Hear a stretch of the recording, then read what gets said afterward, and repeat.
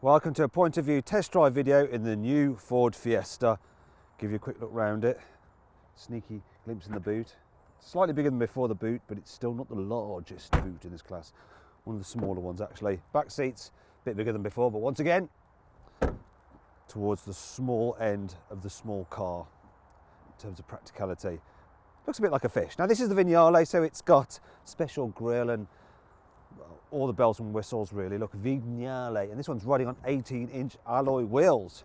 Inside, can you see you've got quilted leather, but then it does cost over £20,000 this car, which is a little bit expensive, though the Fiesta does start from just over £13,000. Though if you click on the pop-out banner or on the link below the video, you can go to carwow.co.uk and save an average of just under £2,000 on a Ford Fiesta. Look, there's the reversing camera.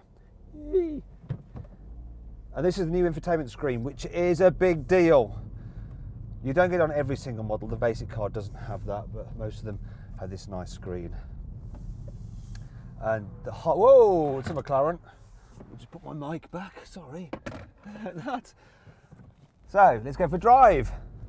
This car's got the 1 litre 3-cylinder turbocharged petrol engine with 140 horsepower. That's because it's the Vignale. And it's quite a nippy engine. Makes a bit of a raspy sound. I kind of like the sound of this. Most 3-cylinders I don't like the sound of. They usually sound a bit rough. So, to drive, the Fiesta's a good car. It's grippy, steering's pointy, it's got a cheeky, fun attitude about it. It's got plenty of character. It's reasonably quiet for a small car. It's not as quiet as a Polo, and it's pretty good over the bumps, though once again it doesn't ride over bumps quite as well as a Volkswagen Polo. So the Volkswagen Polo's the slightly more mature, grown-up car. It's also the more practical car and probably just a bit nicer to live with day to day, whereas this is the more fun car. But there's not much in it, really. There's not much in it for either of the cars. In terms of the interior design, well, have a look around it, see what you think. Being the Vignale, you've got leatherette on the dash and this stitching. You don't get that on the normal cars, but you can get different coloured trims on the dash depending on the model. Visibility, those quarter lights are kind of handy. If you look over there, reduce the blind spots. One thing that bothers me is the steering wheel. It's just a bit too large, and the leather feels almost plasticky, and this is the thing you hold, so it affects how you perceive the quality of the car to be, because it's actually generally all right.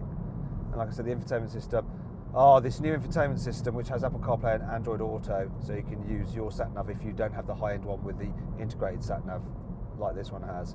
It's a good thing. I do like it. It's relatively easy to navigate through. It's not the most intuitive system still, but it's not bad at all.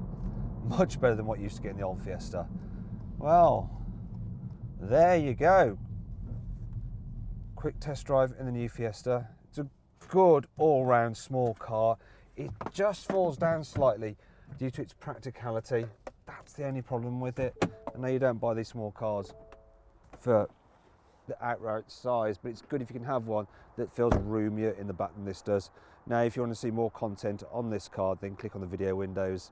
Hope you enjoyed the video.